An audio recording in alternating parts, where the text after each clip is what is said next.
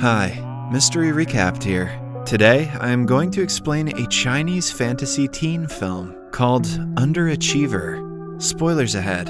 Watch out and take care. In the opening scene, some military men spy on a car zooming through the desert. They are after something that the driver possesses. They chase after the man on their motorcycles and eventually stop him, but the case they were desperately looking for is empty. A flashback shows us that the man had found a rare black crystal in the desert. He knew bad people were after it, so he put it inside his water bottle and buried it somewhere in the sand. The leader of the group is furious, but even the man cannot tell for sure where he buried the valuables. Following that, we are introduced to the protagonist of the film, Zhang Tianxi. He is a 22-year-old high schooler who has repeated the same class thrice after failing 3 times for the past consecutive years. Tianxi is known as the most familiar face of the school, as no student has been in the school as long as he has. His best friend, Shang Fei, is also the same, but has one up on Tianxi since he has only failed twice. The duo is the certified loser among its classmates. In one of the classes, Tianxi dozes off and falls off of his chair. Everyone laughs as the teacher calls him an invertebrate before punishing him. He is frequently looked down upon and bullied by his classmates, but he still has hope that one day he will pass the university exam. The source of his motivation is one of his sweet classmates named Xiaoyan. She gives him candy every day, encouraging him to do better. She is also one of the few who doesn't laugh at the jokes made about him.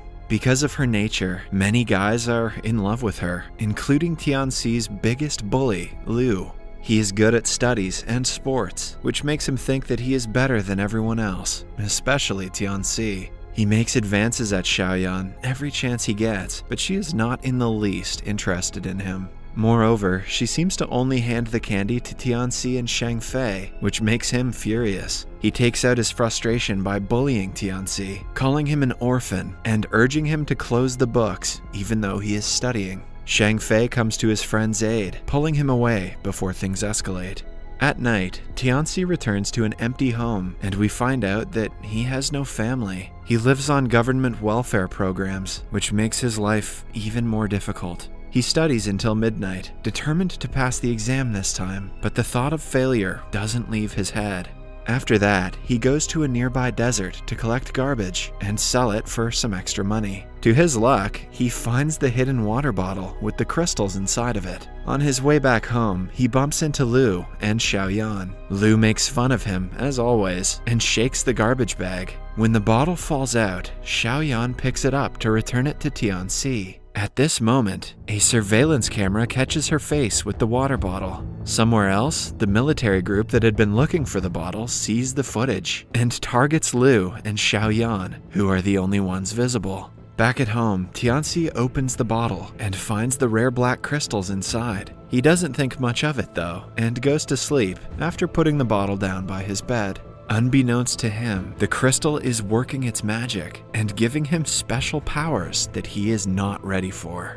The next morning, a group of thugs is bothering Xiaoyan. On their way to school, Tianxi and Shang Fei see this. Shang Fei wants to run away, but Tianxi cannot leave her alone with the thugs. He stops the gang from harassing her, but is in turn beaten up by them. They tear his notebooks and forcefully make him eat one of the pages. By the time they're finished, Tianxi's face is covered in cuts and bruises. At school, the teacher is informed about the fight, but instead of taking action against the thugs, he puts the blame on Tianxi for causing trouble. Xiaoyan and Shang Fei take Tianxi's side, but the teacher just dismisses the matter and asks them to forget about it as well. More problems add up when Tianxi walks into the class and is hit by a duster to his face. Liu is mad at him for skipping his whiteboard rubbing duties. To his annoyance, Xiaoyan takes a stand for Tianxi and cleans the board on his behalf. During a lecture, Tianxi accidentally drops his phone to the floor, disturbing everyone. Fed up with his behavior, the teacher asks him to come to the front and solve an algebra problem.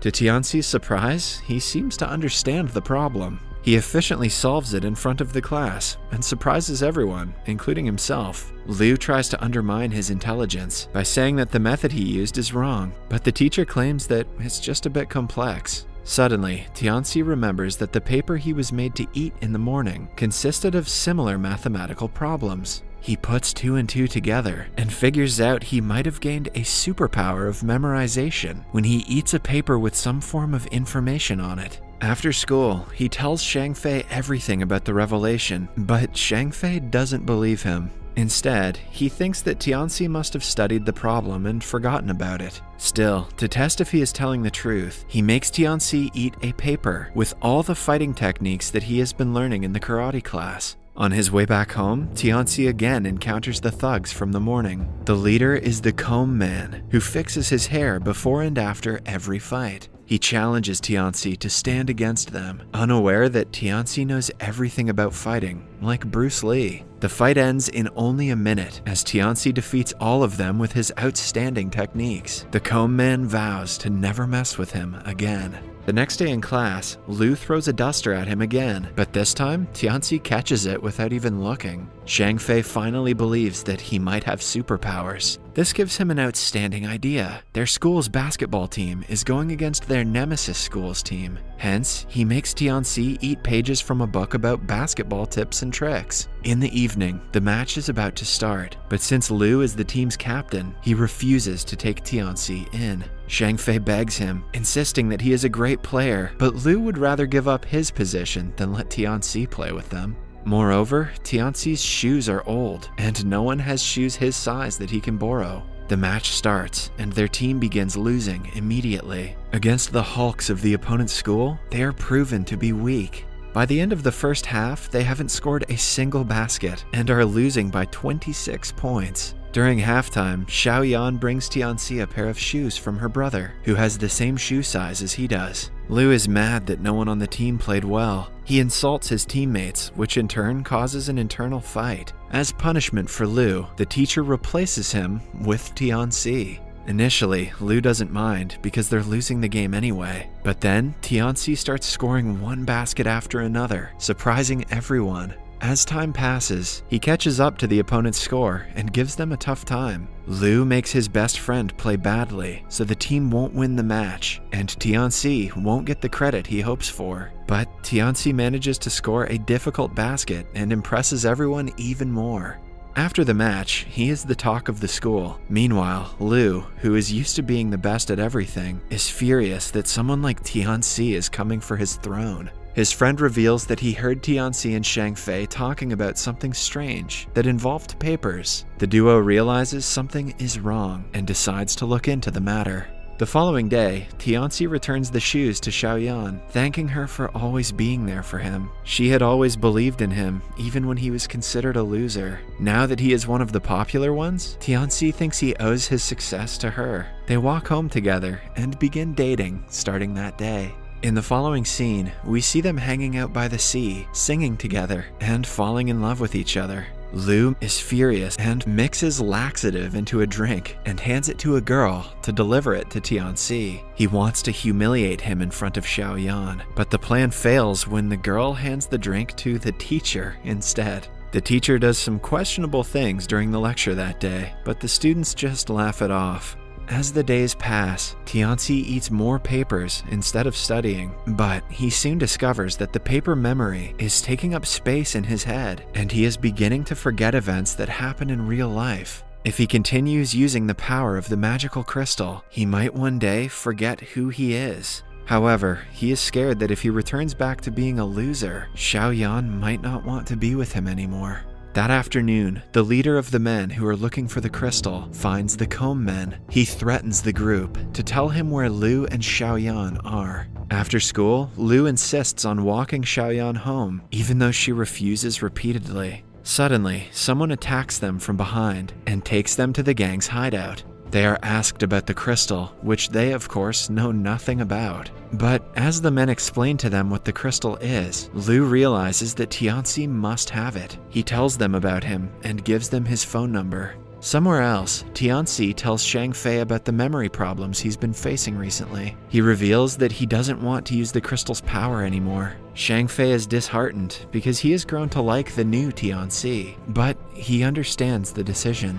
Just then, they get a call from the kidnappers, who threaten Tianxi to come to the hideout with the crystal if he wants his friends back alive. Tianxi knows that even after he hands them what they want, it is likely they will not spare the group. Hence, he eats a bunch of papers with different fighting skills to teach the gang a lesson. Before leaving, he also hands Shang Fei a purple gift box to give to Xiaoyan if he doesn't return from the mission. In the following scene, he walks into the hideout at gunpoint and hands them the bottle, but the leader is furious to find it empty. He fires at Liu and Xiaoyan to retaliate as Tianxi begs him to let them go. Liu panics and starts running, causing a shootout. He gets shot in the leg and hides behind a bunch of boxes with Xiaoyan. The antagonist manages to get to Xiaoyan and holds her hostage against Tianxi. Tianxi, in turn, attacks him with a knife, but after a bit of struggle, he is stabbed in the abdomen. The leader has complete control over the situation when the screen dips to black.